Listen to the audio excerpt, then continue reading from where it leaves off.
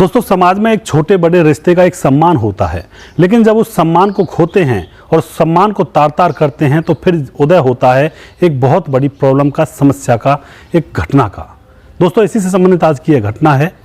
शादी से पहले ही बीवी को जीजा ने कर दिया था गर्भवती और फिर दोस्तों पति ने उतारा मौत के घाट। आखिर ऐसा क्या हुआ, इस घटना के पीछे की सच्चाई को जानने के लिए आप हमारे वीडियो को अंत तक जरूर देखिएगा। नमस्कार, मैं हूं सुदेश कुमार और तिरछी बात पलवल चैनल में आपका स्वागत है।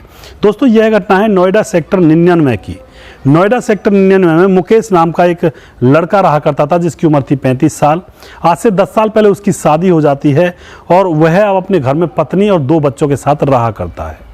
दोस्तों, आराम से समय गुजर रहा होता है और कोई दिक्कत नहीं होती है। तभी क्या होता है दोस्तों, 8 महीने पहले वह अपनी छोटी साली को अपने घर बुला लेता है और कहता है कि तुम्हारी शादी हम करवा देंगे। उसकी छोटी साली का नाम होता है वेदना, जिसकी उम्र होती है 21 साल और वह वहाँ पर आ जाती है, पढ़ाई लिखाई किया करती है और अपने जीजा और अपनी बहन के घर में रहा करती है। दोस्तों, समय अच्छे से गुजर रहा होता है। धीरे धीरे समय जब गुजरता है तो उसके बाद वह दोनों जीजा और उसकी बहन उसके लिए रिश्ता ढूंढ लेते हैं पड़ोस के ही गांव में, पड़ोस के ही घर में।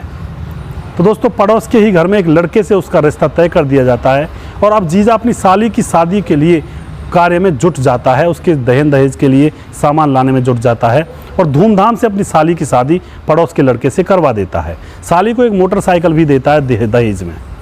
दोस्तों, इसी तरह से मामला चल रहा होता है। अब उसकी साली जो होती है वह दुल्हन बनकर अपने पति के घर चली जाती है।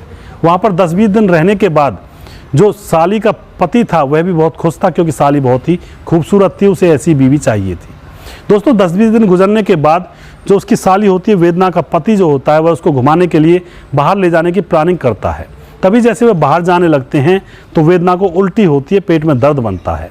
तो दोस्तों, उसका पति उसको हॉस्पिटल ले जाता है और वहाँ पर डॉक्टर रिपोर्ट देते हैं कि यह 5 महीने की गर्भवती है। दोस्तों, यह बात सुनकर उसके पाँव के नीचे से, वेदना के पति के पाँव के नीचे से ज़मीन खिसक जाती है, लेकिन वह कुछ भी नहीं कहता वेदना से। उसको घर ले आता है और घर भी किसी से वह कुछ भी नहीं कहता है और आकर वेदना से पूछता है कि आखिर ऐसा क्यों, किसका बच्चा है तुम्हारे पेट में। दोस्तों, उसके बाद वेदना उसके सामने रोने लगती है कि मैं अब से 8 महीने पहले अपने जीजा के यहाँ आई थी और जीजा के यहाँ आकर के रहने लगी थी।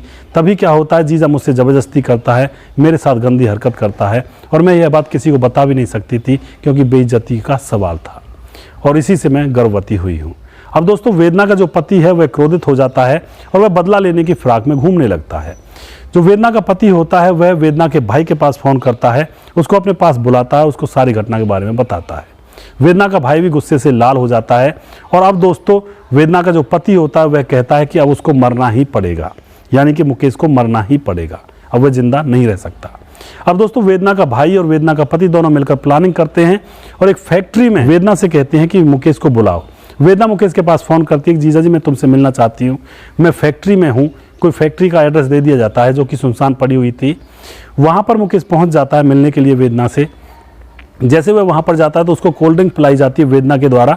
वेदना उस कोल्ड ड्रिंक्स में नींद की गोलियां मिला देती है और देखते ही देखते मुकेश की आंखें भारी होने लगती हैं और अब दोस्तों, वो सारे लोग मुकेश को मारने लगते हैं। अब मुकेश वहाँ से फरार होने लगता है, इधर उधर भागता है, लेकिन वह उसको ढूंढ ढूंढ कर मार रहे होते हैं।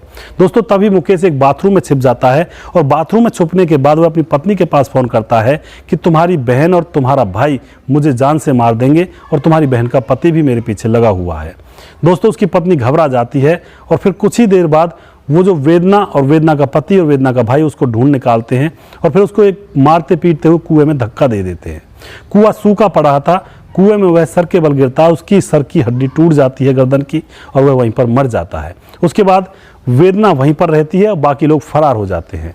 दोस्तों, मुकेश की पत्नी पुलिस को लेकर वहाँ पर पहुँचती है तो पुलिस वेदना को अरेस्ट कर लेती है। उससे पूछती है कि कहाँ है डेड बॉडी, तो वेदना बताती है कुएं के अंदर है। उसके बाद पुलिस पूछती है कि तुमने ऐसा क्यों किया, तो वेदना बताती है मेरे पति ने और मेरे भाई ने किया है, मैंने ऐसा वैसा कुछ नहीं किया है, क्योंकि मैं 5 महीने की गर्भवती थी और इसी की वजह से गर्भवती थी। दोस्तों, वेदना का भाई और उसका पति अभी फरार चल रहे हैं, पुलिस उनको जल्दी अरेस्ट कर लेगी, उनको जेल भेज दिया जाएगा। तो यहाँ पे क्या वेदना ने सही किया था या फिर उसका जीजा सही था या फिर वेदना का पति सही था या वेदना का भाई सही था? कौन आपको सही लगता है, कौन आपको गलत लगता है? क्या यही एक रास्ता था इस समस्या को सुलझाने का या फिर कोई और भी रास्ता हो सकता था? क्या किसी की जान लेना ही एक अंतिम रास्ता होता है? तो दोस्तों, आप अपनी राय कमेंट बॉक्स में लिख सकते हैं। ऐसी ऐसी घटनाएं समाज के अंदर हो जाती हैं जिनको हम सोचते हैं, देखते हैं तो परेशान हो उठते हैं। दोस्तों, अगर आपको हमारे वीडियोज़ थोड़े से भी अच्छे लगते हैं तो प्लीज़, अगर आप हमें आशीर्वाद देना चाहते हैं तो हमारे वीडियोज़ को शेयर ज़रूर कर दिया करें जाते हुए। हम आपके बहुत बहुत आभारी रहेंगे। यह हमारे ऊपर आपका बहुत बड़ा उपकार रहेगा कि अगर आप हमारे वीडियोज़ को शेयर करते हैं तो हम आपके कृतज्ञ हो जाएंगे और आपका बहुत बहुत एहसान समझेंगे। दोस्तों, नेक्स्ट वीडियो में जल्दी फिर से लेकर आऊँगा किसी सच्ची घटना के ऊपर।